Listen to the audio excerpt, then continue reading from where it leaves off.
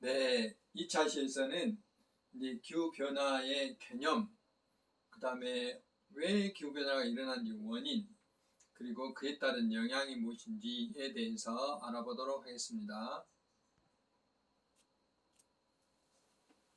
앞에서 제가 기후변화에 대해서 이제 설명을 했지만 정확히 우리나라의 법적으로 기후변화 정의가 무엇인지에 대해서 한번 알아보겠습니다. 기후변화의 정의는 저탄소 녹색 성장 기본법이라는 게 있습니다. 여기에서 정의를 하고 있는데 우리 사람들의 활동으로 인하여 온실가스가 주로 이제 이산화탄소를 말을 하는데요.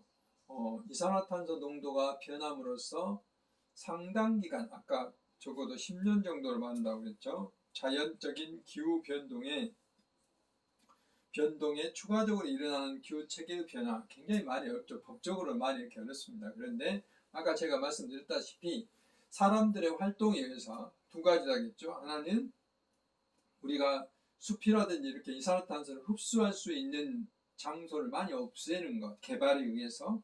또 그 개발로 인해서 자동차라든지 공장이라든지 또는 그 빌딩들이 많이 늘어남으로써 온실가스를 많이 배출함으로써 지구의 온도라든지 이런 기후를 변화시키는 것, 기후 체계를 변화시키는 것, 이런 것들을 기후변화다라고 이야기를 합니다. 그래서 이렇게 어려운 법적인 용어는 모르셔도 되는데 개념을 확실히 아셨으면 좋겠습니다.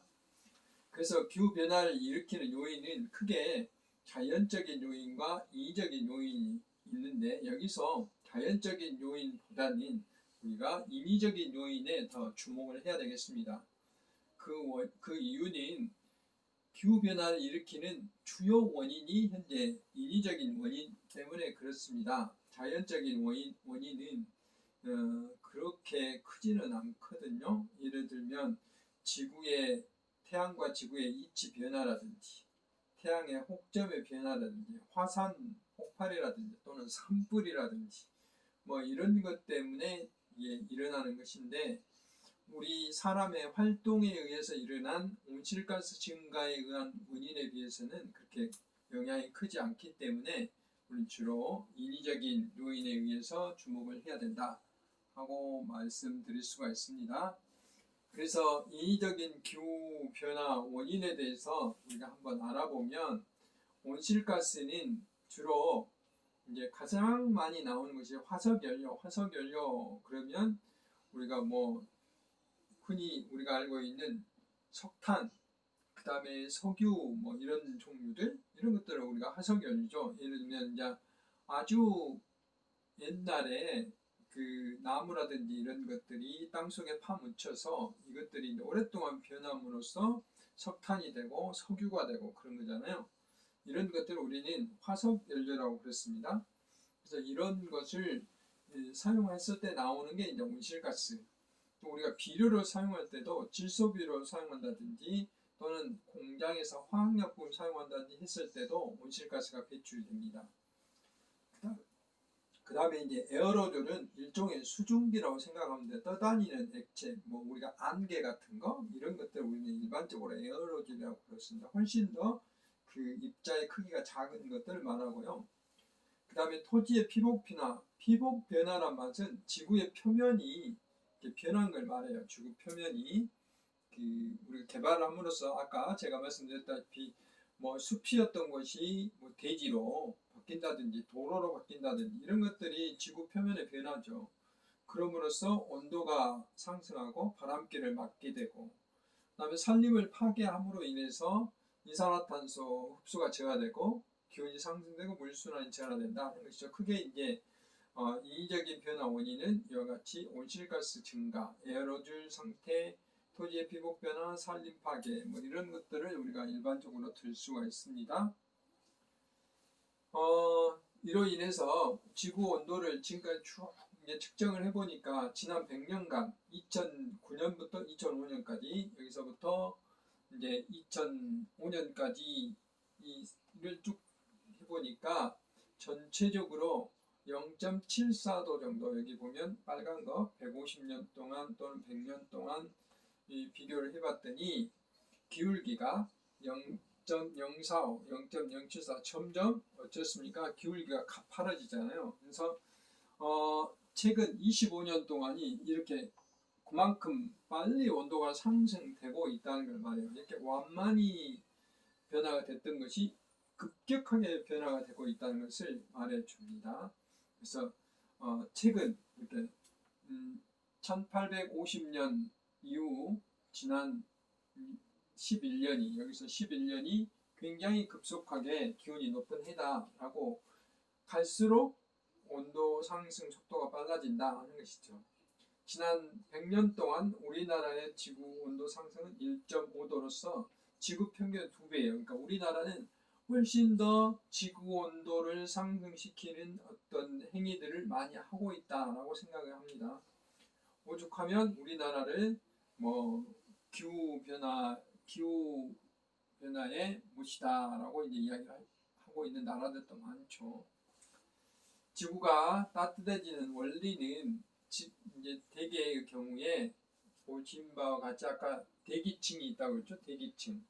대기층에는 이제 오존층이 있는데 우리가 이런 이산화탄소라든지 이런 것들을 온실가스를 한 이유가 보신 바와 같이 두 가지예요. 오존층을 파괴하고 하나는 또 비닐하우스처럼 이렇게 이제 둥글게 어떤 그 층을 만들음으로 인해서 지구의 이산화탄소 축적되기도 하고 또 그만큼 그 뭐랄까 그 열을 나타내는 적외선, 햇빛에는 자외선, 적외선 뭐 이런 게 가시광선 이런 것들이 있는데요. 이런 것들이 이제 지구로 오므로 인해서 빙산을 녹이고 이렇게 온도를 상승시키고 하는 것들이 주로 이제 문제를 일으키는데 특히 우리가 이산화탄소를 1로 봤을 때 메탄은 23, 그 다음에 이산화질소는 296, 프레온가스는 1300. 그래서 과거에 우리가 지구온난화의 주요 원인이 프레온가스다라고 이야기해가지고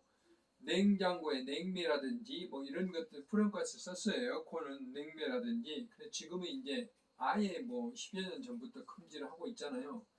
근데 우리가 이제 이와 같이 이산화탄소를 주목하고 있는 이유는 이산화탄소를 다른 물질로 전환하는데 굉장히 많은 에너지가 필요해요.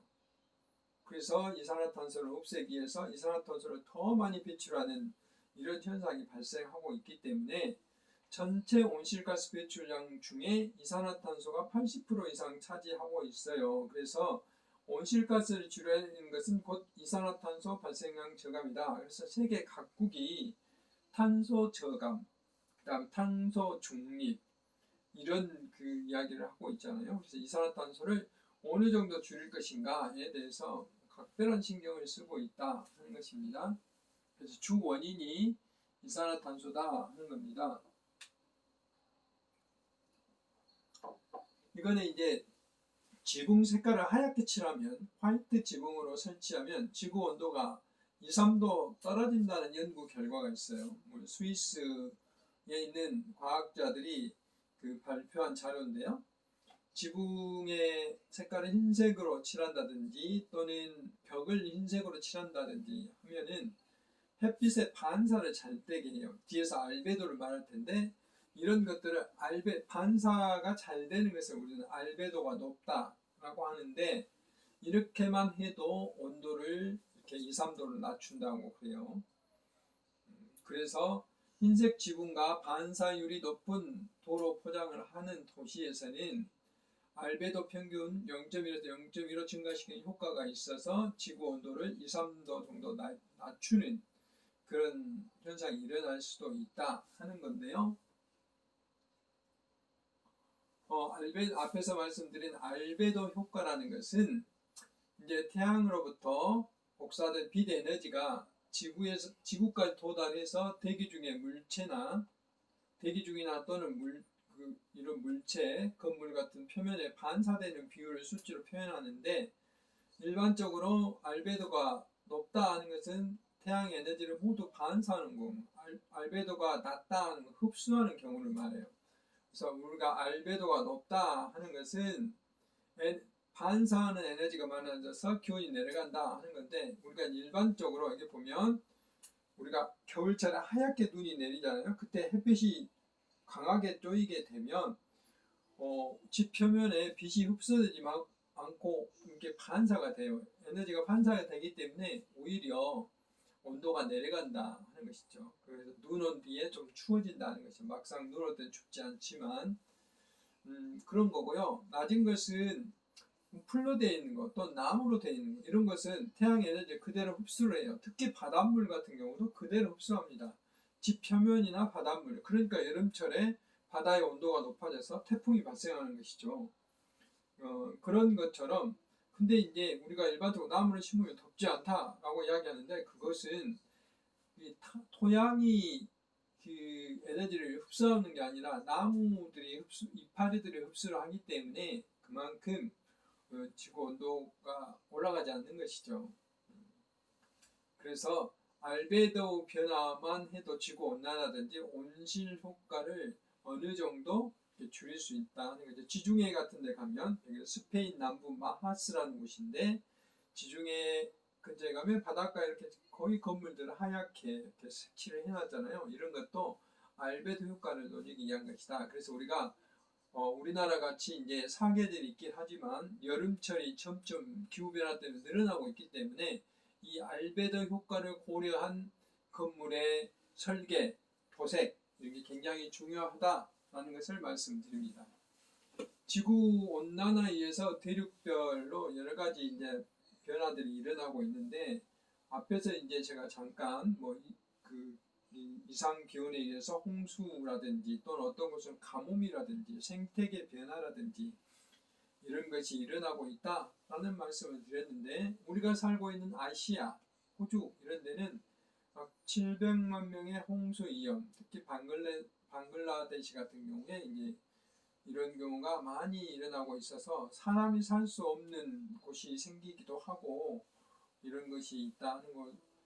호주의 산호초 80%가 이렇게 없어지는 백화 현상이 일어나는 이런 문제가 발생하고 있다 하는 것도 있고, 멸종위기 동물도 또 늘어나고 있고, 미국을 비롯한 미주 쪽에서는 약 1억 8천만 명의 물 부족, 가뭄으로 인해서 물 부족 현상이 일어날 수도 있다. 아프리카, 유럽, 감염병이 크게 증가되고 있다. 댕기열이나 뇌염 같은 경우에. 그 다음에 남극의 경우에는 유빙, 떠다니는 빙하죠. 유빙의 600억 톤이 사라지고 있다. 그러면서 해수면이 상승되고 있고, 펭귄이라든지 북극곰들이 살 수 있는 공간이 없어진다든지 이런 문제들이 일어나고 있다 하는 것들이 나사라든지 이런 많은 연구기관들이 지구 온난화에 대한 영향들을 이렇게 발표하고 있어요. 그래서 지구 온난화에 의한 그 영향 지도를 그려보면 보신 바와 같이 이 굉장히 심각한 그런 것이 빨갛게 표시가 되고 있잖아요. 그런데 우리나라도 이렇게 심각하지는 않지만 그래도 심각한 곳에 속합니다.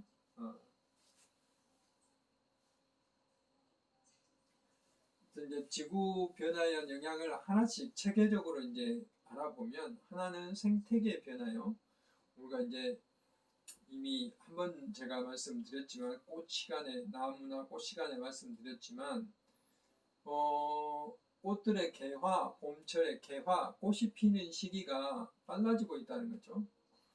개나리, 진달래, 그다음 매화, 산수유 이런 게 대부분 같이 피잖아요. 그래서 많은 지역에서 봄꽃 축제 기간을 정하는데 굉장히 애로사항이 있어요. 과거 같으면 이게 안정적으로 매화가 3월 초에 핀다든지, 또는 그 다음에 산수유가 피고 진달래가 피고 이래서 진달래 축제, 매화 축제, 벚꽃 축제 이런 것을 계획을 정해서 하는데, 이게 생태계 변화가 일어나서 벚꽃 밑에 무슨 가스불을 뗀다든지 온도를 올려서 억지로 개화를 시키고 이런 현상이 일어나잖아요. 그 다음에 앞에서 말씀드렸던 해수면의 상승, 또 금년에는 장마 때문에 폭염이 거의 없었지만 이제 2, 3년 전까지 우리나라가 폭염을 재해로 규정을 했어요. 여름철에 더위 때문에 사망하는 사람들이 많아서 그랬어요. 지구상이 뭐 평균 약 20명 정도가 우리나라에 폭염 사망자가 일어나고 있다 하는 그것 때문에 그렇고요. 그 다음에 자연 재난 피해, 홍수라든지 가뭄으로 인한 피해들이 이렇게 일어나고 있고, 그 다음에 이제 어장의 변화, 우리나라 뭐 여러분 아시다시피 뭐 어떨 때는 오징어가 많이 잡혔다가 어떨 때는 안 잡혔다가 심지어 명태 같은 경우는 거의 우리나라는 잡히지 않잖아요. 그 다음에 제주도에 있는 바다들은 거의 이제 열대 지방에서 발견됐던 태국이나 베트남에서 살고 있는 어종들이 우리나라에 많이 발견되고 있다고 그래요. 그래서 그런 것을 우리가 알 수가 있고, 농작물의 재배지 변화는 뒤에 좀 더 자세히 하겠습니다만은 사과의 재배지라든지 뭐 이런 거, 그다음 지난번에 제가 그 난대 수종들이 완도라든지 진도라든지 이런 지역에만 살고 있던 난대 수종들이 이제는 뭐 포항까지 올라가고 그렇다고 그러죠. 지금 이제 가을철에 금목서, 은목서가 피어 있는데 뭐그 여름 지나다니다 보면 향수 냄새가 나는 나무들이 있어요. 지금 많이 피어 있어요. 이런 것들 난대 종이에요. 그동안에 광주에 살 수가 없었어요. 근데 지금 광주의 주종, 정원수의 아주 주요종으로 있잖아요.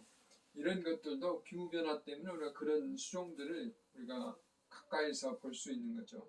가뭄, 산사태, 금년에도 우리가 산사 때문에 피해가 많이 늘어났는데 이런 변화들이 이제 꾸준히 일어날 수 있다는 거죠.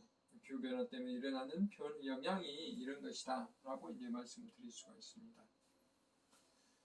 그래서 이제 이것을 그래프로 만들어 놓은 거죠. 농어촌 공사에서 만들어 놓은 건데 기후변화 영향이 강우 패턴의 변화, 극한 강우 현상, 빈도, 강도 증가, 뭐 말이 어려운데 금년처럼 뭐 집중 강우가 한꺼번에 쏟아져서 뭐 갑자기 주택은 말할 것도 없고 아파트가 뭐 1층까지 뭐 잠긴다든지 뭐 이런 일이 벌어지고 있잖아요. 이런 그 국지적 강우가 일어나는 현상, 뭐 이런 것 때문에 식량 부족, 물 부족, 생물의 다양성 변화, 생태계 훼손 이런 게 일어날 수 있고 기온이 상승함에 따라서 뭐 온열 질환 환자, 사망자, 뭐 폭염 때문에 일어날 수 있고요. 해수면 상승 제가 앞에서 말씀드렸기 때문에 넘어가도록 하겠습니다. 해수면 상승은 넘어가도록 하겠고, 물의 바다의 온도 상승으로 인해서 이제 여기에 있는 생물들, 아열대 생물이 우리나라에 이미 이제 들어왔죠.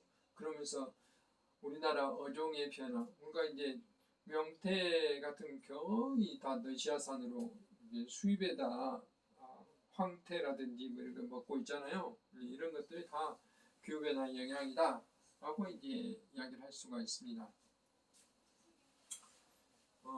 이제 또 다른 측면으로 기후변화 영향을 보면 이제 당연히 그 온도가 상승되고 뭐 서식 공간이 없어지게 되니까 멸종하는 동물들이 많이 발생하겠죠. 살 곳이 없고 먹이가 없어지기 때문에. 그래서 얼음 위에 살던 동물들이 살 곳을 잃어간다.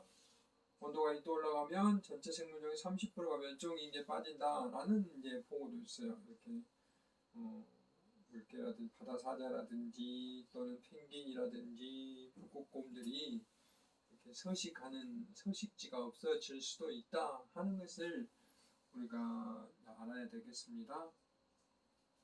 또 산불이 증가되고 있다. 이미 이제 올해 미국의 샌프란시스코라든지 여러 지역에서 자주 산불이 발생하고 있고, 또 작년에 호주에서 산불이 발생한 적이 있었죠. 뭐 보도로서 엄청나게 넓은 면적이 타고 있는 것을 볼 수가 있었어요. 특히 이제 미국의 경우에 과거에 비해서 최근에 산불 발생 건수가 4배 정도 늘어났다. 산불로 인한 산림이 없어지는 면적도 6배 정도 늘어났다 하는 것이 보도가 이미 다 되고 있습니다. 산불 발생은 기후변화 때문에 일어나기도 하지만 얘들이 이렇게 산림이 소실되게 되면 또 다른 기후변화를 또 일으키죠. 아까 지구 온도를 상승하게 하고 이산화탄소를 흡수를 못하게 그 면적이 줄어들기 때문에 생태 면적이 줄어들기 때문에 그런 일이 벌어지게 되죠. 해수면 상승에 대해서 누누이 말씀드렸는데 투바누라든지 이런 나라들이 이렇게 물속에 잠기게 되는 것이죠. 그리고 자주 홍수가 일어나게 되고 이런 일들이 벌어지게 된다 이 말이죠. 다른 나라로 이제 나라가 좀 있으면 없어져요. 이미 이제 나라를 그것보다 폐국이라고 그러죠. 나라를 폐지한다. 폐국의 선언을 해놓고 있는 상태예요. 뭐 주변 국가에 뉴질랜드라든지 호주에서 이분들을 이제 받아줘야 되는데 쉽게 받아주지 않고 있다고 합니다. 그래서 이런 문제들이 이제 지속적으로 일어나고 있습니다. 그 다음에 이제 만년설 꼭 북극 지역뿐만 아니라 우리가 이제 외국 여행을 지금은 할 수 없지만 해외 여행을 하다 보면 만년설이 있는 곳이 꽤 있어요. 그런 곳들이 보시면 여기에 북극과 그린란드에 덮여있는 얼음과 만년설이 1979년하고 2003년도에 비교해보면 거의 한 3분의 2가 줄어들었잖아요. 이런 이게 줄어들었다 이유는 기후의 변화뿐만 아니라 얘들이 녹음으로 인해서 바다의 해수면 상승을 일으킨다. 이로 인해서 아까 당장 우리가 사는 도시가 없어지는 것뿐만 아니라 생태계에서도 굉장히 큰 문제를 일으키고 있죠.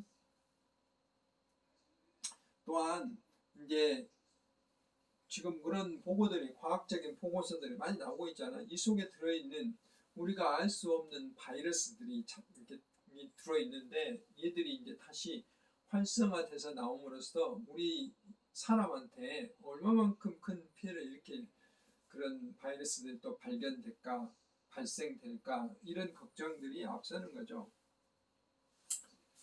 우리나라의 경우에는 최근에 기후변화로 인해서 눈이 굉장히 많이 온다든지 뭐 이제 2014년, 16년도, 18년도에 지역별로 강원도, 서해안, 경북 지역의 대설 피해 뭐 과거에 그런 적이 있었잖아요. 고속도로가 막혀서 아예 그 차가 못 가서 몇 시간 동안 뭐 거의 한 12시간 동안 그게 갇혀져 있는 경우도 있었고요. 한파 16년, 18년도에 특히 제주도에 한파 농작 피해가 일어났다든지 그러니까 지구 온난화 그러면 우리가 지구가 따뜻해진 건 맞는데 이건 평균 온도고 겨울철이 굉장히 추웠다가 또 따뜻해졌다가 이렇게 평균 온도가 올라가는 게 추운 날도 많이 나타난다는 거죠. 올 겨울 같은 게 춥지 않았지만 또 강풍, 태풍이 불지 않는데도 이런 온도차 때문에 전국적으로 돌풍이 발생, 태풍과 비슷한 돌풍이 불었다든지 하는 것이 지속적으로 나타나고 있고요. 서리가 빨리 내린다, 늦게 내린다든지 이런 거로 인해서 작물들, 농작물들이 피해가 있고 특히 우리 이제 그 꽃이 피었을 때 과일 나무에 꽃이 필 때 서리가 내린다 했을 때는 우리가 그 꽃이 이 피해를 입어서 고사가 돼서 이제 과일을 먹을 수 없게 되잖아요. 그런 피해들 또 집중호우에 대한 이야기 앞에서 말씀드렸고 뭐 갑자기 여름철에 우박이 나타난다든지 폭염 때문에 사람이 죽고 농작물이 고사가 된다든지 가뭄이 일어난다든지 태풍이 특히 올해도 그랬죠. 태풍이 나온다든지 이상 기온이 나타난다든지 이런 것들이 우리나라에서도 지속적으로 이렇게 나타나고 있습니다. 그래서 기후변화가 일어나면 2100년대 우리나라는 어떻게 될 것인가? 계절이 하나 없어져요. 그래서 3계절로 된다는 거죠. 그리고 국토의 일부가 사막화 현상이 일어나게 될 것이고 아열대성 식물들이 나와서 해충이 전국적으로 지금도 이제 아까 선녀벌레라든지 미국 선녀벌레라든지 이런 것들이 이제 전국적으로 확산되고 있는데 원양어선에 잡았던 참치잡이가 우리나라의 동해바다에서도 활발할 것이다 라는 거. 최근에 제주도에서도 참치 활발하죠. 겨울 축제도 없어질 수도 있고 진해 벚꽃 축제도 불가능할 것이다 하는 것들을 이제 한마디로 이렇게 그림으로 표현을 해놨어요. 그다음 남한의 자연 환경도 마찬가지입니다. 이미 이제 그 대나무가 남부지방에 사는데 이렇게 충청도까지 올라간다든지, 그 다음에 벚꽃 축제 이전에 벚꽃이 피어버린다든지, 명태 수확량이 감소한다든지, 이런 그 남한의 자연 환경들이 꾸준히 일어나고 있어요. 겨울철이 짧아지고 여름철이 길어지고 철새들이 텃새로 변하고 뭐 이런 일들이 꾸준히 일어나고 있다 알 수가 있고요. 감염병 매개체 증가도 그렇습니다. 이게 그 스스가무시병이라고 털진드기가 이런 병을 일으킨대요. 이런 바이러스를 가지고 있어서 일으키는데 이 털진드기는 주로 우리 남쪽 지역에서만 살았어요. 스스가무시병은 뭐 지금 이제 그 코로나 증상이 똑같지는 않지만 그렇게 그 피곤하고 열이 나게 하고 막 이런 것들이거든요. 그래서 이 환자의 발생 빈도도 지속적으로 늘어나고 있고 이런 것들을 또 기후변화 때문에 일어나고 있다 하는 것을 알 수 있고, 농산물의 아열대화도 이렇게 꾸준히 일어나고 있어요. 그래서 2020년도에 이런데 지금 2080년이 되면 60년 후에는 우리나라의 대부분이 아열대화가 된다. 아열대화가 된다는 말은 망고라든지 바나나라든지 이런 그 농작물들을 우리나라에서 대부분의 지역에서 다 재배할 수 있다는 거죠. 지금은 남부지방 일부에서만 가능한데 과거에 우리나라는 뭐 제주도 일부에서만 바나나가 나왔었고 한라봉 같은 게 이미 이제 육지로 상륙해 있죠. 그래서 그것을 한마디로 표현하는 게 이런 이제 그림입니다. 뭐 복숭아가 파주에서 나온다든지, 나주에 그러니까 주산인 배가 이제 뭐 전라북도뿐만 아니라 경기도에서 나오고 사과는 포천에까지 나오고 있고, 우리 보성 녹차가 특산물인데 저기 휴전선 근처에 있는 강원도 고성에서 나온다든지 이런 현상들이 현재 상황입니다. 그래서 기후변화 시나리오를 적는 것을 우리가 RCP 시나리오라고 해요. RCP라는 것은 이산화탄소를 얼마만큼 배출하냐에 따라서 기후가 어떻게 변할 것인가를 과학자들이 시나리오로 정해놓은 거예요.